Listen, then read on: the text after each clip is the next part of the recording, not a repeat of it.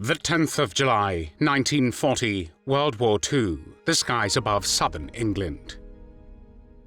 The Luftwaffe, the German Air Force, launches a massive aerial assault against the United Kingdom in what will become known as the Battle of Britain.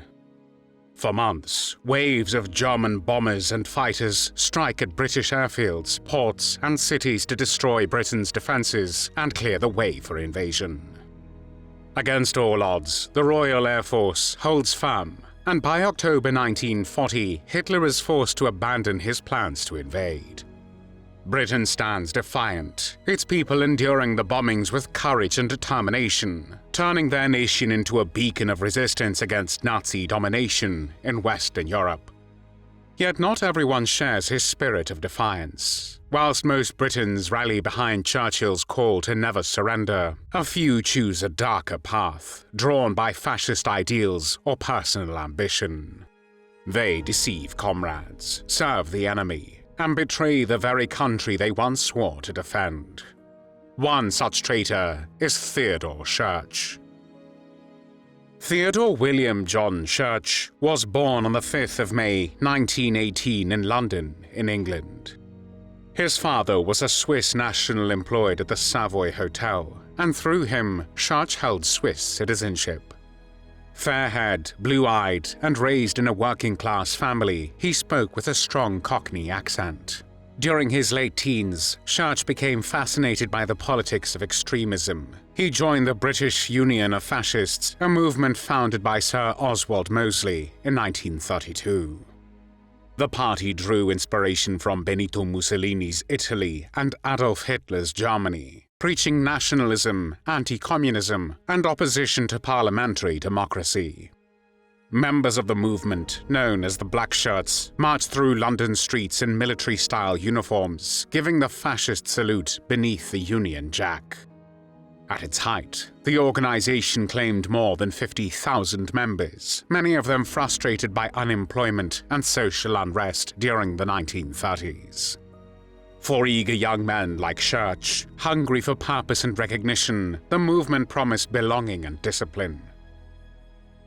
In 1936, seeking steady employment and adventure, Schurch applied to join the British Army as a regular soldier.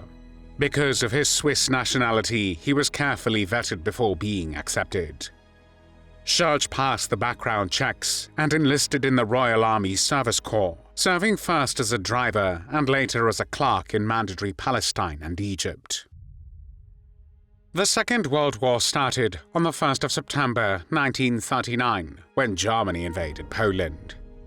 Schurch continued to serve in the Middle East as part of Britain's expanding wartime forces. By 1942, he was stationed in North Africa, still attached to the Royal Army Service Corps. That same year, he was captured at Tobruk, a port city in Libya that had become the center of fierce fighting between British and German-led forces under General Erwin Rommel. When British forces at Tobruk surrendered to Axis troops in June that year, Schurch was among those taken prisoner. At that moment, his life might have followed the path of a normal captured soldier, his name sent to the Red Cross and his war spent in captivity. Instead, he vanished. After his capture, Schurch began cooperating with Italian intelligence. Smart and persuasive, he quickly proved useful to his new masters. They trained him to pose as a fellow British prisoner and report on others. Soon, he was also working with the Abwehr, the German army's intelligence service. Under the false identity of Captain Richards, Schurch moved between Allied prisoner of war camps across North Africa and Italy.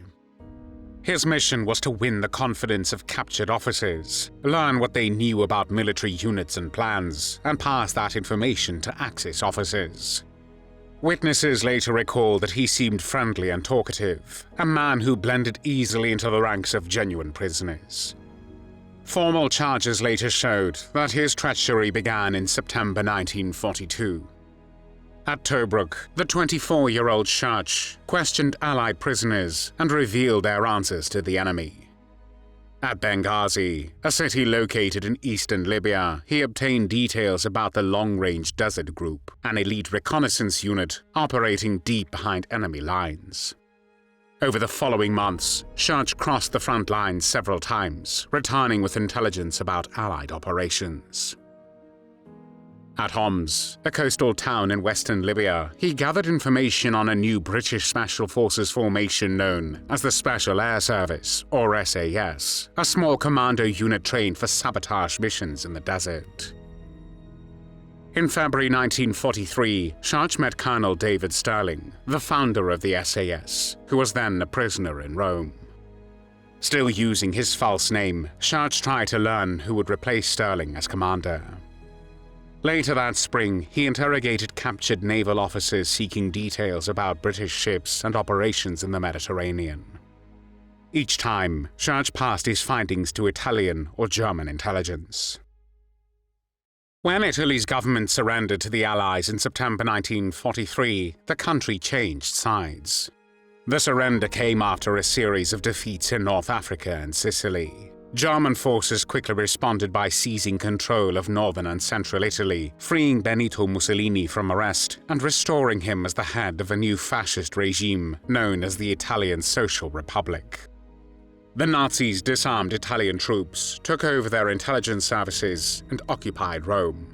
Many Italian fascists, including those who had worked in Italian intelligence, continued to serve their former Axis partners.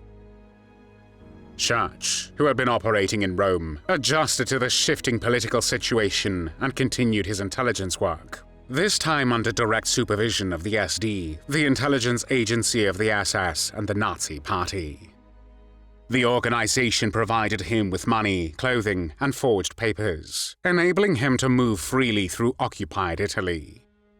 By 1945, as German control crumbled, Schurch was living in the northern port city of La Spezia, once a base for Italian naval special forces and a center for Axis espionage.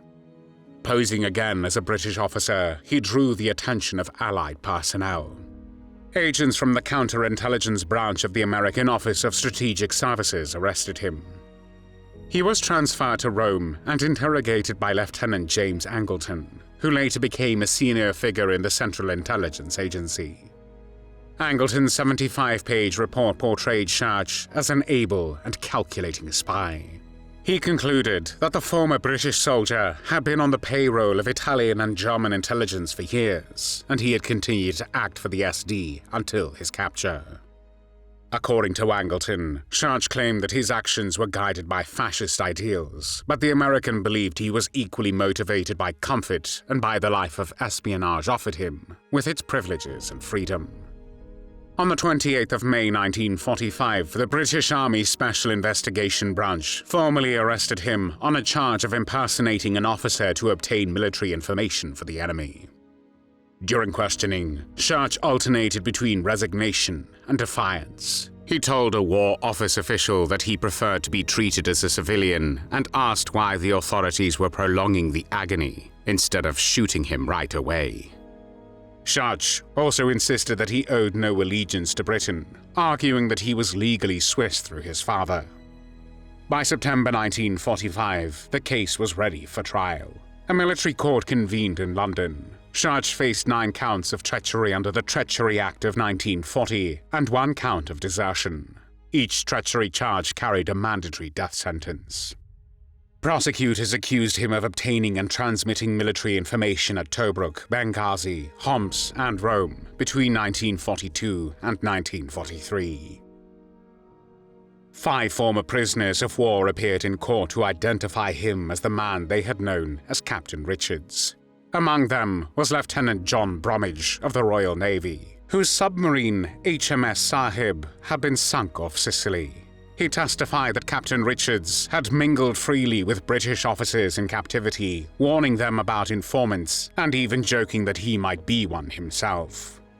Another witness was Colonel David Sterling. In a written statement, he declared that he'd been warned about Richards' true identity and therefore gave him only false information. Throughout the hearing, Schurch's attitude revealed the same fascist sympathies that had shaped his youth. When the court's officers were sworn in, he objected to one of them because he was Jewish, claiming that he had been persecuted in North Africa by a Jewish officer. His defense lawyer argued that Schurch was a man of weak mind and poor education, exploited by his masters and later disillusioned with their cause. Schurch himself claimed that he had only given false or already known information to the enemy. The court rejected his defense.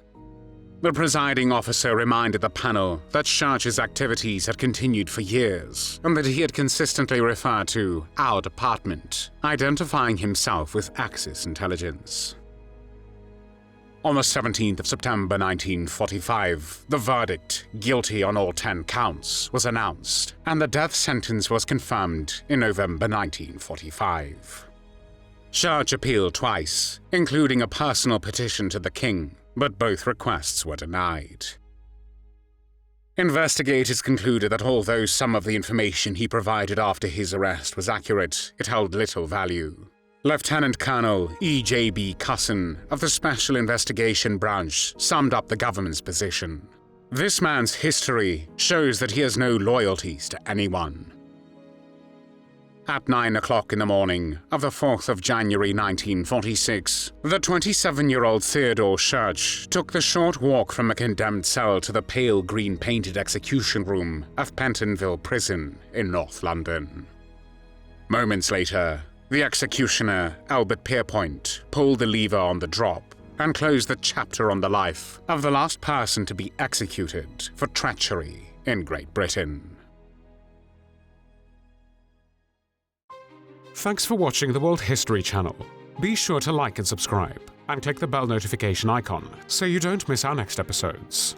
We thank you, and we'll see you next time on the channel.